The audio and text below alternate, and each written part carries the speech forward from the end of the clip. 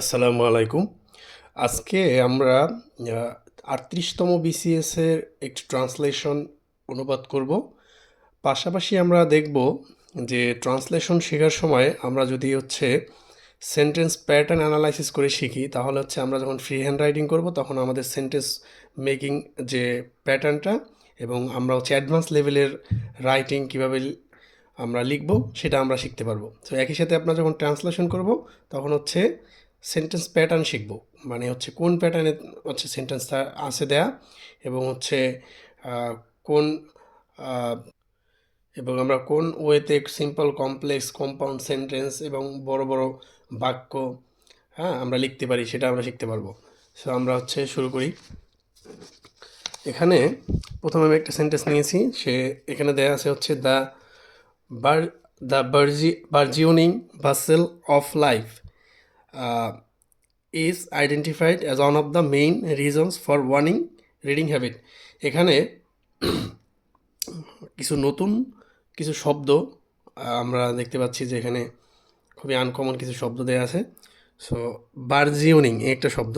বার্জিওন কোনো কিছু ক্রমবর্ধমান অথবা বাড়ন্ত, বার্জিওন। তো বার্জিওনিং ক্রমবর্ধমান, হ্যাঁ। বাসেল মানে ব্যস্ততা, ক্রমবর্ধমান ব্যস্ততা অফ লাইফ, জীবনের ক্রমবর্ধমান ব্যস্ততা। তো এখানে আসলে সাবজেক্ট কোনটা? দ্য বার্জিওনিং এটা অ্যাডজেক্টিভ, ক্রমবর্ধমান। ভাসেল ব্যস্ততা, এই ব্যস্ততা নাউন, ঠিক আছে, নাউন।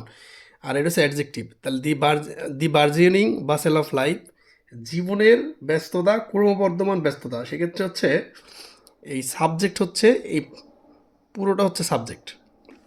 আর এখানে এই বাসেল অর্থ ব্যস্ততা, এটা নাউন। নাউনকে মডিফাই করছে অ্যাডজেক্টিভ বার্জিওনিং, মানে কর্মবর্ধমান ব্যস্ততা। কেমন ব্যস্ততা? কর্মবর্ধমান ব্যস্ততা অফ লাইফ, জীবনের কর্মবর্ধমান ব্যস্ততা। ইজ আইডেন্টিফাইড, হ্যাঁ, ইজ আইডেন্টিফাইড এটি একটা পেসিভ ফর্মে দেওয়া আছে, এখানে পেসিভ ভয়েসে দেওয়া আছে। কেন এটি পেসিভ ভয়েস হলো সেটাও শিখতে হবে। যে এই যে বার্জিওনিং মানে যে কর্মবর্ধমান যে ব্যস্ততা, সেইটাকে চিহ্নিত করা হয়েছে। ইজ আইডেন্টিফাইড, চিহ্নিত করা হয়েছে।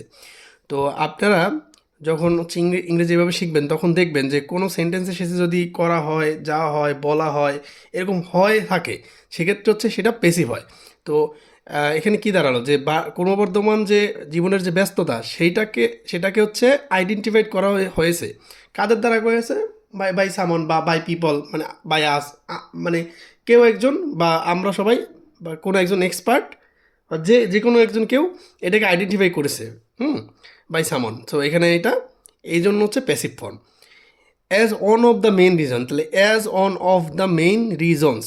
সো এইখানে অন অফ দ্য, আমরা জানি এই যে অন অফ দি এই এরপরে যে নাউন থাকে সেটা প্লুরাল হয়, তো এখানেও রিজনস। তা on of the main reasons, তা অ্যাজ দিয়ে যেহেতু শুরু হয়েছে, এটা প্রিপোজিশনাল একটা ফ্রেজ হিসেবে কাজ করছে। Prepositional phrase as one of the main reason, একটি অনেক রিজনের মধ্যে অন্যতম একটি কারণ। তাহলে কিসের কারণ, কিসের জন্য? ফর ওয়ানিং। এই যে ওয়ান শব্দটা ওয়ান শব্দটা তো কোনো কিছু অভ্যাস থেকে অভ্যাস ছাড়ানো আর কি। তো ওয়ান, তার সাথে আইএনজি যোগ করে ওয়ার্নিং হয়েছে। মেইন, এটার main verb one, WANE, one. ওয়ানের ওয়ার্নিং, ওয়ার্নিং রিডিং হ্যাবিট, মানে পাঠ্য অভ্যাস, যে পাঠের যে অভ্যাস সেটা থেকে দূরে সরে যাওয়ার একটা যে অভ্যাস, পাঠ্যাভ্যাস থেকে দূরে সরে যাওয়ার, এইটা অন্যতম কারণ। হ্যাঁ, অন্যতম কারণ কোনটা? বা এই যে জীবনে যে কর্মবর্ধমান ব্যস্ততা, এটা অন্যতম কারণ এই যে আমাদের যে রিডিং হ্যাবিট, এটা কমে যাওয়ার। তো সেক্ষেত্রে আমরা এই যে লিখি, তাহলে কীভাবে লিখতে পারি? যে জীবনের,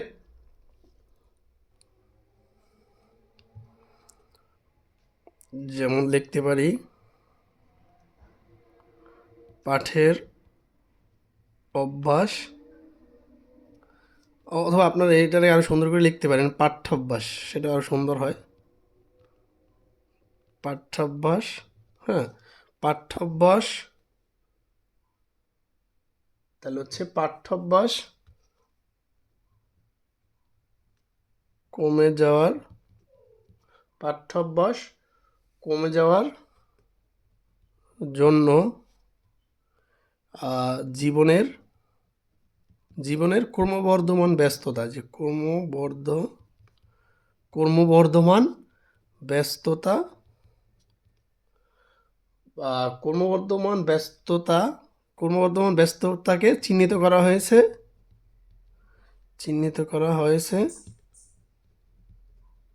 হয়েছে তাহলে কি এই হিসাবে অন্যতম একটি কারণ করা হয়েছে, অন্যতম অন্যতম একটি প্রধান কারণ হিসেবে, অন্যতম কারণ দিলে অন্যতম প্রধান কারণ, অন্যতম প্রধান কারণ হিসেবে অথবা এটা আরো সুন্দর করে লেখা যায় একটু, যে ক্রমবর্ধমান ব্যস্ততা পাঠ্যাভ্যাস কমে যাওয়ার অন্যতম কারণ হিসেবে চিহ্নিত করা হয়েছে। এভাবে লিখলেও সুন্দর হবে। আচ্ছা, এরপরে এবার আমরা আরেকটি সেন্টেন্স দেখব। এখানে দেওয়া আছে হচ্ছে life has been so busy that, জীবন মানে এতই ব্যস্ত হয়েছে, life has been so busy. হ্যাঁ, এই যে দ্যাট ক্লোজ দিয়ে হচ্ছে, এটা হচ্ছে একটা subordinate clause, that people hardly manage time for reading. তাহলে লাইফ হ্যাজ সো বিজি, এটা হচ্ছে প্রিন্সিপাল ক্লোজ। হ্যাঁ, এটা হচ্ছে প্রিন্সিপাল ক্লোজ, আর এটা হচ্ছে সাবঅর্ডিনেট ক্লোজ। তো আমরা হচ্ছে দ্যাট দিয়ে একটা সাবঅর্ডিনেট ক্লোজ। তো এইখানে হচ্ছে life has been so busy, জীবন এতই ব্যস্ত হয়েছে। এইখানে দেখেন যে ব্যস্ত হয়েছে, এটা কিন্তু আপনার হচ্ছে প্রেজেন্ট পারফেক্ট টেন্স, ঠিক আছে, প্রেজেন্ট পারফেক্ট টেন্স। তো এই যে অনেকে ভাবতে পারেন যে এখানে হ্যাজ বিন, হ্যাভ বিন, এগুলো তো হচ্ছে প্রেজেন্ট। তো এখানে হ্যাজ বিনটা কিন্তু হচ্ছে যে প্রেজেন্ট পারফেক্ট কন্টিনিউয়াস হিসাবে বিনটা বসে না। এখানে হচ্ছে হ্যাজ হচ্ছে মেইন অক্সিলারি ভার্ব, এই অক্সিলারি ভার্বের ইজের পাস্ট পার্টিসিপাল ফর্ম হচ্ছে বিন বসেছে এখানে। সো আপনারা হচ্ছে কনফিউশনে পড়বেন না যে হচ্ছে হ্যাজ বিন তো হ্যাভ বিন, এরপরে তো মেইনলি হচ্ছে কি প্রেজেন্ট কন্টিনিউয়াস টেন্স হয়। সো এটা হয়তো যদি সামনে এরপরে কোনো একটা ভার্ব থাকতো তো ওইটার সাথে আইএনজি হতো, কিন্তু এক্ষেত্রে কিন্তু ওই হিসাবে বসে না এখানে। সো এখানে হচ্ছে এটা, তারপর দ্যাট দিয়ে হচ্ছে একটা subordinate clause, that people can hardly manage time for reading. তো লোকজন হচ্ছে খুব কদাচিৎ কম সময় পায় ম্যানেজ করতে পারে কম সময় পড়াশোনা করার জন্য। তো আমরা কিভাবে লিখতে পারি এটা, যে জীবন এতটাই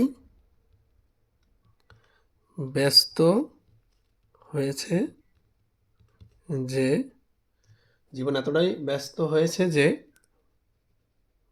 মানুষ পড়ার জন্য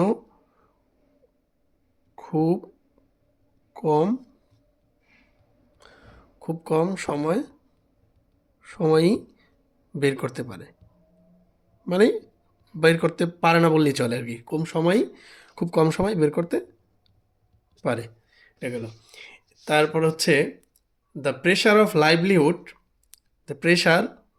চাপ অফ লাইভলিহুড, জীবিকার যে প্রেশার, চাপ, হ্যাজ মাউন্টেড, এই মাউন্টেড হচ্ছে বৃদ্ধি পেয়েছে আর কি, বৃদ্ধি পেয়েছে, ট্রিমেন্ডাসলি, ব্যাপকভাবে বৃদ্ধি পেয়েছে। থ্রাস্টিং পিপল, এইটা হচ্ছে একটা প্রেজেন্ট পার্টিসিপল, থ্রাস্টিং পিপল, এই যে হ্যাজ মাউন্টেন ট্রিমেন্ডাসলি, তো এই থ্রাস্টিং পিপল, থ্রাস্টিং মানে হচ্ছে ঠেলে দিচ্ছে বা দূরে সরিয়ে দিচ্ছে বা ঠেলে দিচ্ছে, ঠেলে দেওয়া। তো থ্রাস্টিং পিপল লোকজনকে দূরে ঠেলে দিচ্ছে। কি দূরে ঠেলে দিচ্ছে, মানে কিসে দূরে ঠেলে দিচ্ছে, সেটা হচ্ছে প্রেশার অফ লাইভলিহুড। এই যে জীবিকার জন্য যে ক্রমবদ্ধ মানে জীবিকার জন্য যে চাপ, সেইটা মানুষকে দূরে ঠেলে দিচ্ছে। ইন আর্নিং মানি, টাকা উপার্জন করার জন্য, ইন আর্নিং ব্রেড, মানে এখানে ব্রেড হচ্ছে রুটি রুজি ইনকাম আর্নিং করার জন্য পিপলকে দূরে ঠেলে দিচ্ছে। ইন অল ডেসপারেশন, হ্যাঁ, এখানে ইন অল ডেসপারেশন বলতে এখানে বোঝানো হচ্ছে অল ডেসপারেশন মানে বেপরোয়াভাবে, মানে এমন কোনো হচ্ছে ওয়ে বাদ রাখে না আর কি। হ্যাঁ, সকল বেপরোয়া পথে, ইন অল ডেসপারেশন, সকল বেপরোয়া পথে। তো আমরা এটা যদি সাজাই এখানে কি লিখতে পারি?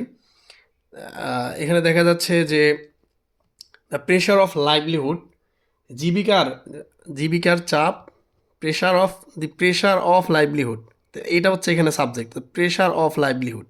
এটা হচ্ছে অক্সিলারি ভার্ব, এটা হচ্ছে মেইন ভার্ব। তো দ্য প্রেশার অফ লাইভলিহুড, জীবিকার জীবিকার যে চাপ, হ্যাঁ, জীবিকার চাপ কি করেছে? হ্যাজ মাউন্টেড, বৃদ্ধি পেয়েছে, ট্রিমেন্ডাসলি। তাহলে জীবিকার চাপ বৃদ্ধি পেয়েছে ট্রিমেন্ডাসলি, মারাত্মকভাবে। জীবিকার চাপ মারাত্মকভাবে মারাত্মকভাবে বেড়ে গেছে। বৃদ্ধি পেয়ে, হ্যাজ মাউন্টেড, হ্যাঁ, বেড়ে গেছে, বেড়ে গেছে, মারাত্মকভাবে বেড়ে গেছে, যা থার্স্টিং পিপল, হ্যাঁ, যেটা হচ্ছে লোকজনকে ঠেলে দিচ্ছে, ইন আর্নিং ব্রেড, রুটি রুজির জন্য, ইন অল ডেসপারেশন, সকল বিপরা পথে। তাহলে মারাত্মকভাবে বেড়ে গেছে যা লোকজনকে কি করছে? ঠেলে দিচ্ছে, যা যা কি যা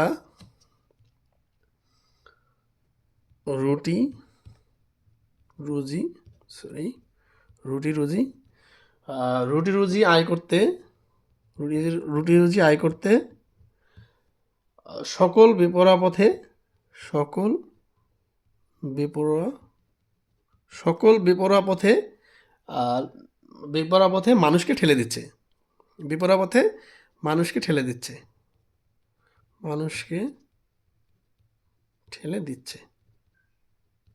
এই যে, তো আপনারা এইভাবে হচ্ছে আহ, এভাবে শিখবেন যে প্রথমত যে কাজ করবেন, প্রথমত হচ্ছে দেখবেন যে সেন্টেন্সের মধ্যে হচ্ছে যখন আপনারা পেপার পড়বেন বা ট্রান্সলেশন করবেন, তখন প্রতিটা নতুন কোনো শব্দ পেলে সেটার অর্থ শিখবেন। এরপরে দেখবেন যে সেন্টেন্স প্যাটার্ন, মানে সেন্টেন্স কীভাবে গঠিত হয়েছে, এখানে পেসিভে নাকি হচ্ছে এইটা কোনটা নাউন ক্লোজ, কোনটা হচ্ছে সাবঅর্ডিনেট, কোনটা প্রিন্সিপাল ক্লোজ, অথবা অ্যাপোজিশন অ্যাপোজিটিভের ব্যবহার আছে কিনা। হ্যাঁ, এইগুলো আপনারা দেখবেন। দেখার পরে আপনারা যদি এইভাবে জাস্ট হচ্ছে 1 মাস প্র্যাকটিস করেন, প্রতিটা সেন্টেন্স ধরে ধরে এইভাবে যদি আপনারা চেষ্টা করেন, তাহলে আশা করি যে খুব ভালো করবেন পরীক্ষায়। এদিকে উপকার হবে কি, আপনারা হচ্ছে ট্রান্সলেশন তো শিখেই যাবেন, ট্রান্সলেশন নিয়ে সমস্যা নাই, হবে না কখনো। ট্রান্সলেশন এক কথায় শিখে যাবেন। 2 নম্বর যে উপকার পাবেন আপনারা, সেটা হচ্ছে যে ফ্রি হ্যান্ড রাইটিংয়ের বিষয়টা চলে আসবে একদম খুব ভালো করে। এর পাশাপাশি হচ্ছে আপনারা ফ্রি হ্যান্ড রাইটিংটা শুধু যে ইম্প্রুভ হবে তা না, আপনার অ্যাডভান্স লেভেলে চলে যাবেন, এটা শুধু অ্যাডভান্স লেভেলে চলে যাবেন। আরেকটা কাজ হবে, যখন আপনারা এই যে রিটেনের হচ্ছে প্যাসেজ সলভ করবেন, এই যে প্যাসেজ সলভের সময় যে এই যে দ্রুত আপনারা একটা প্যাসেজ পড়ে শেষ করতে পারবেন। হ্যাঁ, এভাবে যদি সব মিনিংগুলো বুঝে যান, তাহলে হচ্ছে আপনাদের জন্য প্যাসেজ সলভ করা দ্রুত হবে। পাশাপাশি যে প্যাসেজের যে হচ্ছে কোশ্চেন অ্যান্সার করতে হয়, সেই কোশ্চেন অ্যান্সারগুলো হচ্ছে সুন্দর করে লিখতে পারবেন। মোট কথা হচ্ছে এইভাবে যদি আপনারা শিখতে থাকেন, তাহলে হচ্ছে ইংরেজি আপনাদের কাছে আর ভীতির জায়গা হবে না। একদম জাস্ট 2 থেকে 3 মাস, 2 থেকে 3 মাস যদি এই কাজটা করতে পারেন, তাহলে হচ্ছে আপনারা ইংরেজিতে কখনোই আহ, ইংরেজি নিয়ে অ্যাটলিস্ট ভয় করবেন না আর কি, ভয় করবেন আপনাদের। তো সবাই ভালো থাকেন, এবং নেক্সট আমি হচ্ছে চেষ্টা করব প্রতিনিয়ত হচ্ছে এভাবে কিছু সেন্টেন্স ভেঙে ভেঙে আপনাদের দেখাতে। সকলে ভালো থাকবেন। আসসালামু আলাইকুম।